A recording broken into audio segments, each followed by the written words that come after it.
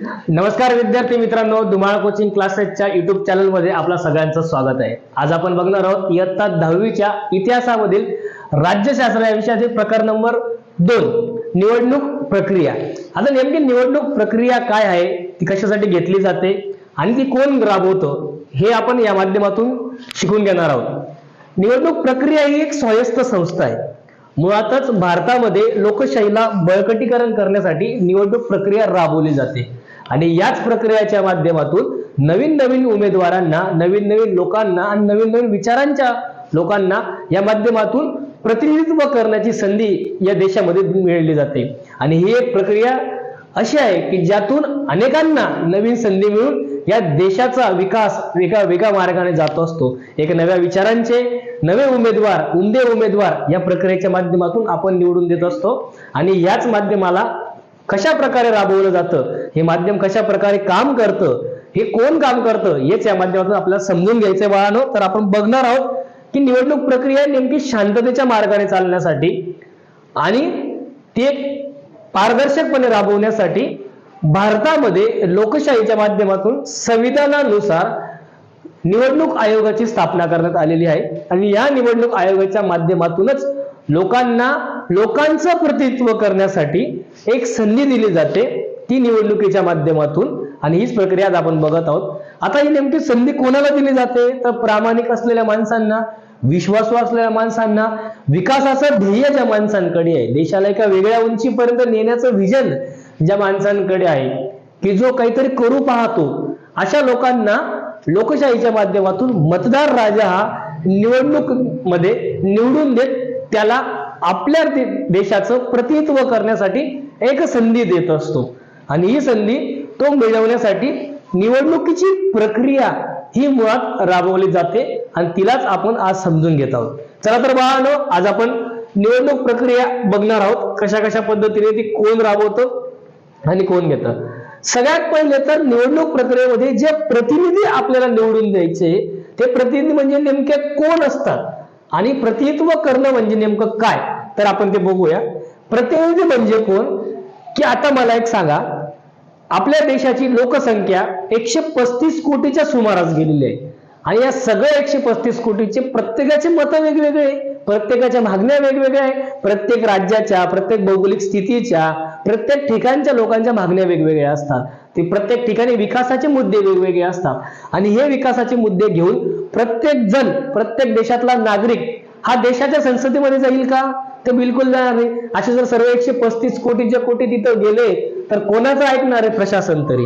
त्यामुळे कुणीतरी त्या भागातला एक प्रतिनिधी म्हणून त्या भागाचं नेतृत्व, त्या लोकांचं नेतृत्व आणि त्या समाजात विषयाचं विकासातील ध्येय घेऊन पुढे आलेला एक उमदा तरुण किंवा तरुणी किंवा त्यातीलच कोणीतरी एक असा पुढे येतो, त्याला आपण त्याच्या हातात ही दोरी देत असतो की बाबा तू जा, तिथे आमचे प्रश्न मांड, आम्हाला विकास दे, आम्हाला बाकीच्या गोष्टी तू सुविधा पुरव आणि तू आमचे प्रश्न घेऊन, आमचे सुख दुःख, आमच्या गोष्टी तिथे जाऊन मांड, तिथे आमच्यासाठी भांड आणि त्या गोष्टी, त्या सुविधा आम्हाला ते पुरव।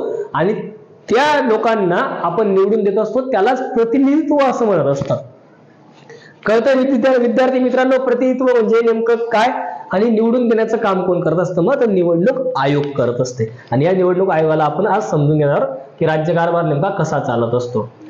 तर सगळ्यात गोष्ट की लोकशाही ही प्रक्रिया जी आहे, आपण पहिल्याच प्रकारात लोकशाही प्रक्रियेचा आपण व्याख्या समजून घेतली आणि लोकशाही काय ही आपण बघितली। त्यासाठी तुम्हाला चॅप्टर नंबर 1 हे बघावं लागणार, ते सुद्धा तुम्ही बघायचं आहे की नेमकं या पाठामध्ये आपल्याला नेमकं निवडणूक आयोगाची माहिती करायची। तर बाळांनो, निवडणूक आयोग हे भारतीय संविधानाच्या कलम क्रमांक 324 नुसार याची निर्मिती झालेली आहे। ही एक स्वायत्त यंत्रणा आहे, ही कोणाच्या दबावाखाली काम करत नाही। ही संविधानामध्ये त्याला एक वेगळी तरतूद केलेली कलम क्रमांक 324 मध्ये। या निवडणूक आयोगामध्ये एक मुख्य निवडणूक अधिकारी आयुक्त आणि 2 अन्य निवडणूक आयुक्तांची निर्मिती केली जाते आणि यांची नियुक्ती देशाचे राष्ट्रपती करत असतात। कोण करतं बाळांनो, निवडणूक आयुक्तांची नेमणूक राष्ट्रपती करत असतात की ज्या वेळेस जे राष्ट्रपती असतील ते राष्ट्रपती या निवडणूक आयुक्तांची निर्मिती करत असतात। ठीक आहे बाळांनो, आता या निवडणूक आयोगांना स्वातंत्र्य असावे, पारदर्शकपणे याचं कामकाज चालावं म्हणून निवडणूक आयुक्तांना राजकीय कारणावरून असं सहजासहजी पदभ्रष्ट केलं जात नाही. आणि या निवडणूक आयोगाचा जो येणारा काही खर्च असतो ते स्वतंत्र आर्थिक तरतुदीसाठी असतो. तो कोणाकडनं निधी आपण मागून घेत नसतो. तर आपण पुढे जाऊ. इथपर्यंत कळतंय? ठीक आहे. तुम्हाला माहिती आहे का रे की भारताचे पहिले मुख्य निवडणूक आयुक्त हे सुकुमार सेन हे होते. यांनी 1921 मध्ये ब्रिटिश काळात असलेले भारतीय प्रशासकीय सेवेत ते दाखल झाले आणि 1950 ला ज्यावेळेस देश स्वतंत्र झाला त्यावेळेस ते भारताचे पहिले निवडणूक आयुक्त म्हणून त्यांनी कामकाज पाहिलेलं आहे.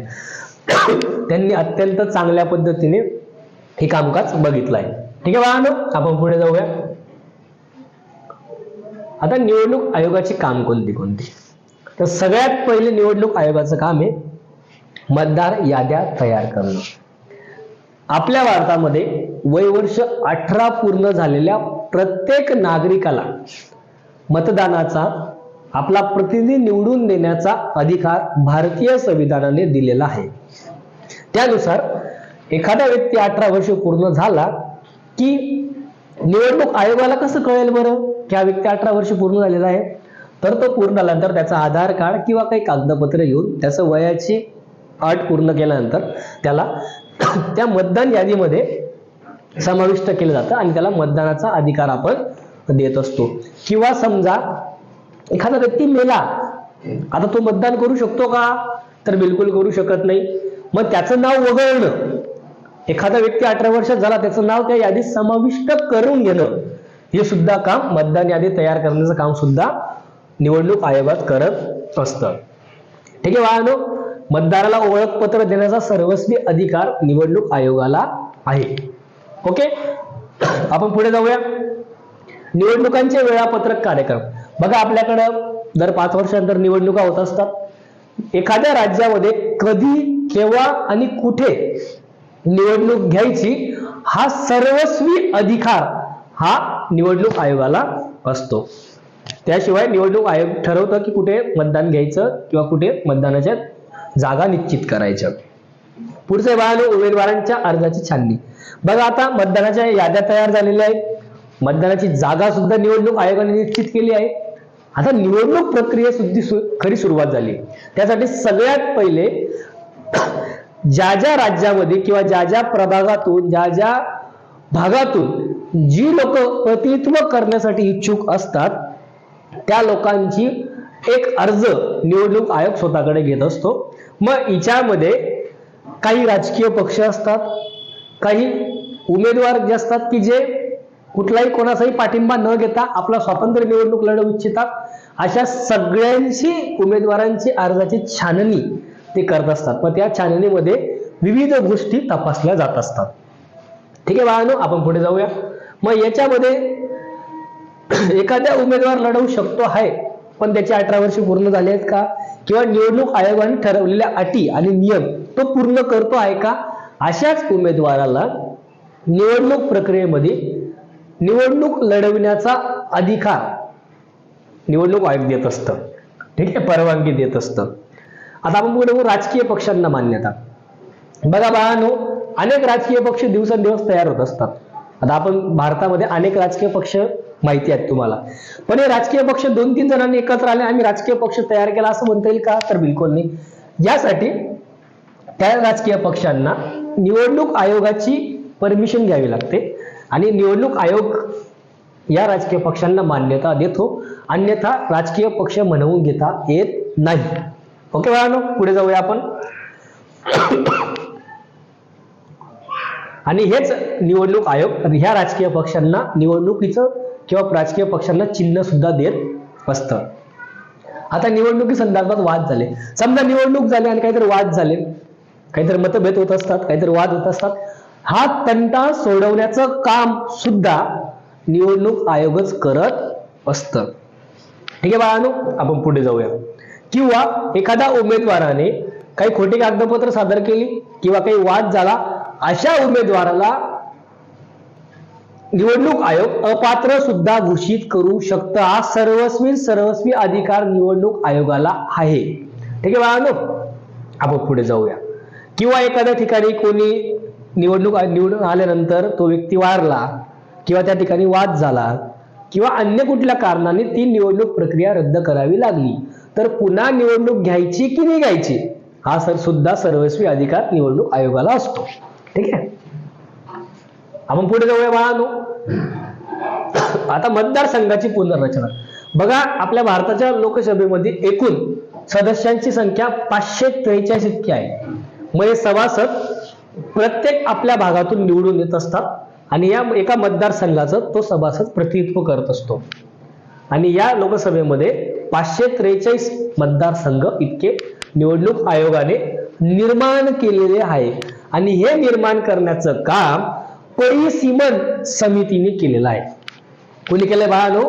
परिसीमन समितीने हे मतदारसंघ तयार करण्याचं काम केलं आहे. किती आहे मतदारसंघ बाळांनो? 543 मतदारसंघ सध्या स्थितीत आहेत. चला आपण पुढे जाऊया. आता एक छानसा प्रश्न दिलाय. खालीलपैकी कोणत्या 2 बाबी आचारसंहितेच्या भंग करणाऱ्या आहेत असे तुम्हाला वाटते? याचं तुम्ही उत्तर मला कमेंट बॉक्स मध्ये सांगायचंय. उमेदवारांकडून वसाहतीत घरगुती वापराच्या वस्तूंचे वाटप करणं, निवडणूक दिल्यास प्राणी प्रश्न सोडवण्याचं आश्वासन देणं, घरोघरी जाऊन मतदारांना भेटणे व निवडून देण्याची विनंती करणं, जातीचे व धर्माचे आवाहन करून पाठिंबा मिळवणं. आता बघा, निवडणूक जरी आपण लढवत असलो तरी आपल्यावर काहीतरी आचारसंहिता असते, त्याच्या भंग आपल्याला करता येत नाही, अन्यथा आपल्यावर कारवाई होत असते. पण इथे मात्र 4 जे पॉइंट्स दिले यापैकी कोणी कुठल्या उमेदवाराने भंग करू शकतो आपल्याला बघायचंय. हिच्यात बघा, उमेदवाराकडून वसाहतीमध्ये घरगुती वस्तूंचे वाटप करणं हा सुद्धा एक आचारसंहितेचा भंग आहे. पण भारतामध्ये निवडणूक प्रक्रिया म्हटली किंवा निवडणूक आली की सगळ्यात पहिले उमेदवाराकडून काहीतरी नागरिकांना, मतदारांना भेटवस्तू, ते आर्थिक स्वरूपात असो किंवा वस्तूच्या स्वरूपात असतो, अशा देण्याची माहिती सध्या तरी भारतामध्ये आहे. आपल्याकडे मात्र मतदार राजा मतदानाच्या वेळेस उमेदवाराकडून 500 रुपये घेतो. किती घेतो? 500 रुपये. आणि या 500 रुपयामध्ये मतदार राजा विकला जातो आणि पुढचे 5 वर्ष त्या उमेदवाराला बोलण्याची पात्रता गमावून बसतो. गटार खराब झाली, उमेदवार म्हणतो 500 दिले. रस्ता खराब झाला, उमेदवार म्हणतो 500 दिले. काही काम घेऊन जा, उमेदवार म्हणतो 500 दिले. त्या 500 रुपयामध्ये हा उमेदवार पूर्णपणे विकल्या गेलेला असतो. आणि खरं तर लोकशाहीची हत्या इथे होत असते.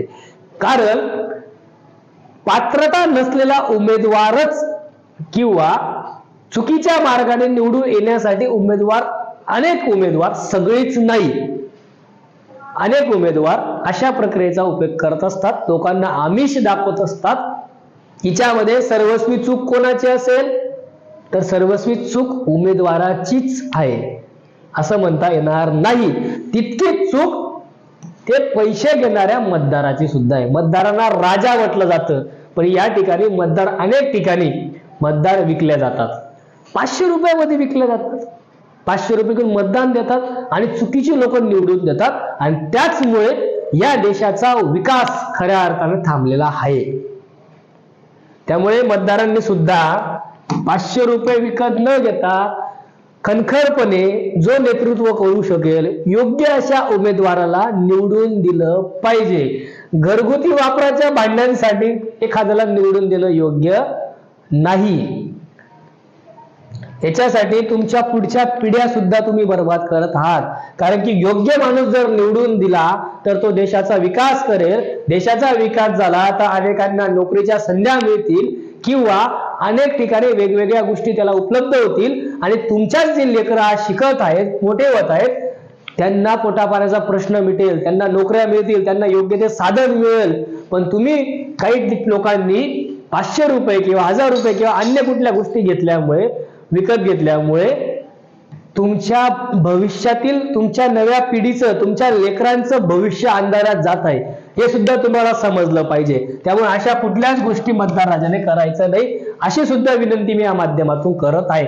सगळेच मतदार तशी नसतात आणि सगळेच प्रतिनिधी तसे नसतात. हे तर उद्या मला मारायला तुम्ही यायचे. त्यामुळे निवडून दिल्यास पाणी प्रश्न सोडवणे हा सुद्धा चांगला प्रश्न आहे. आम्ही काम करू, आम्ही रस्ते चांगले करू, आम्ही पाणी प्रश्न सोडवू, हे सुद्धा मतदार राजाला तुम्ही आश्वासन देऊ शकतात. किती करतात किती नाही करत हा तुमचा प्रश्न आहे. त्याच्यानंतर घरगुती जाऊन मतदार राजाला भेटणं, निवडून देण्याची विनंती करणं आपण करू शकतो.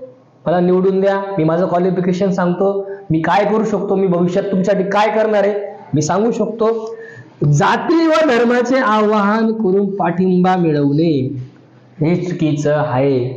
कारण की लोकशाहीमध्ये जातपातला कुठेच थारा नाही आणि प्रतिनिधी निवडून देताना कोणीही जात पाहून त्या प्रतिनिधीला निवडून देऊ नये. त्याचं क्वालिटी, त्याचा विकास करण्याचं धोरण, त्याची योग्यता, त्याची पात्रता हेच पाहून एखाद्याला निवडून दिलं पाहिजे. जर आपण जातीपातीच्या कारणावर जर राजकारण केलं आणि जातीपातीच्या माणसांना जर निवडून देत गेलो तर अन्य लोकांना संधी मिळणार नाही आणि योग्य लोक मागे राहतील. त्यामुळे या बाळांनो, या दोन गोष्टी चुकीच्या आहेत असं मला वाटतं. ठीक आहे बाळांनो, आपण पुढे जाऊया.